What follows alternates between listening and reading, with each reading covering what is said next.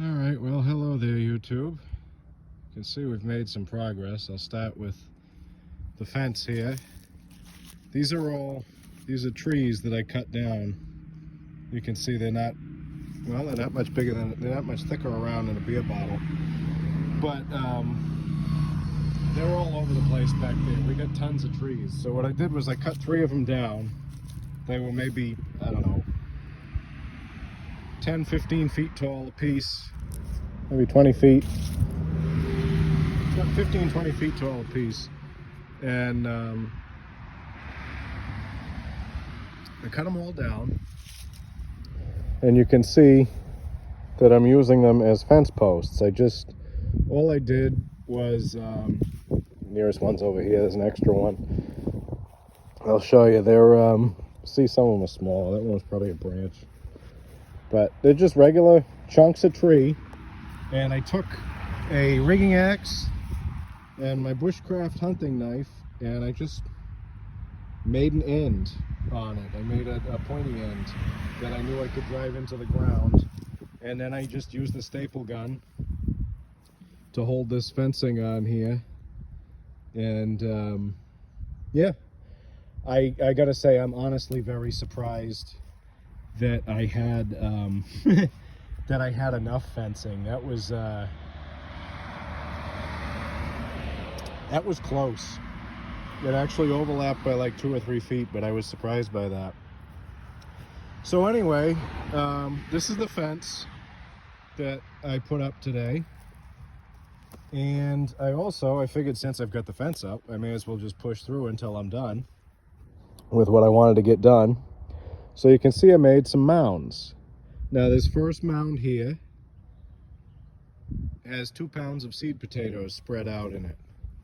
Yukon Gold seed potatoes. The second mound there is all carrot seeds. I have 3 different types of carrot seeds in there. I have Danvers, Little Fingers, and something else that escapes me right now. Another form of carrot.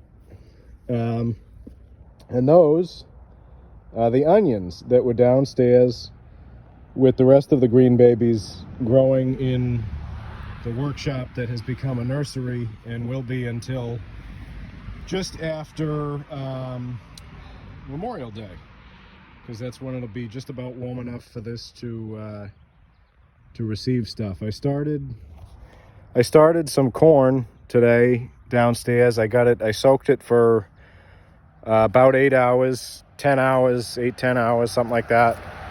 And now it's in a little wet paper towel in a plastic bag in front of the heater that is heating all the green babies down there. And that's going to help it to germinate. And that's going to help it to grow faster, which is what we want at this point. I gotta sit down. But there's stuff everywhere. It's the problem with building a garden. You build a garden and then you got a ton of stuff to clean up. Anyway, where was I? Yes. The green babies downstairs, they're going to come out after Memorial Day, and I'm going to put them in there.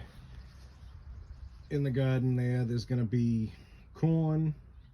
I've got to start in 2 weeks. In 2 weeks, I'm going to start, what am I starting? Squash and different types of green beans. Greta's here. She sees Tom across the street, the pastor across the street doing, looks like he's doing a poopy patrol, which reminds me I got to do a poopy patrol in the churchyard where I walk our dogs, so I'll do that tomorrow. Good thing I got the garden put together today. But yeah, I'm going to be starting, my plan is I'm starting the corn tomorrow, or whenever it germinates, in cups downstairs. And then 2 weeks after I start the corn, be that tomorrow or whenever, 2 weeks after that date, I'm going to start the beans and the squash. And what that will allow me to do is when I plant the corn will go out, the corn will get a little taller, and I'll have the started squash and the started beans. I'll set the beans in front of each stalk of corn, and they'll use the corn to climb up. Ooh, there's a big hawk there. Big hawk. I don't know if you can see him. Anyway, I'm gonna start the squash and the beans in a little bit. The beans will use the corn stalks as a climber, as something to climb up. Greta, get out of here! Come on. And then the squash will keep the weeds down around it. It's called Three Sisters, the Three Sisters method of planting, and that's something I've always wanted to try. And now that I've taken such a chunk out of my lawn, I'm going to be able to try that, which is nice because I've never really... I had a small in-ground garden in Warwick that never really produced because it was in the shade. And there were tons of trees, and I didn't own the property, and honestly, that landlord was kind of an asshole anyway. And long story short, we're glad to be out of there. And here, the landlord, as you guys know, sold us the house. So I can start my little farm here, which I'm excited about.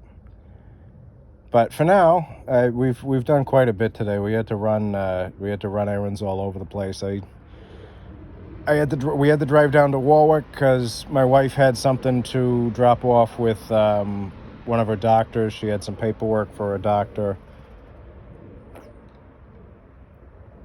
And we had to drop off a urine sample for the older dog, Dipsy, the brown dog, at her vet over in Foster. And after that, we went to the Walmart in Connecticut that we go to. And I'm tired now. It's probably about 5 p.m., 17:30, and sitting here having a beer. Probably going to go in and take a shower in a little bit. And, oh, there's that hawk again. I don't know if you can see him. If you see movement, that's the hawk. But anyway, I've rambled long enough. It's just another garden update. I've got the fencing up. I've got the potatoes, the carrots, and the onions planted, finally. The year before last, I had them planted back in March. So, you know, it's good to be getting this stuff finally in the ground. Well, those were in containers anyway, and honestly, they didn't do too good. The carrots did, but the potatoes weren't too happy with the containers. So hopefully they'll be happier with the ground, and we'll have a good harvest. I've looked up a few different ways to do a root cellar, and I have a few different ideas on how I want to do that. I might do metal garbage cans in the ground. I might do metal garbage cans under my barn, because there's although that might be too wet.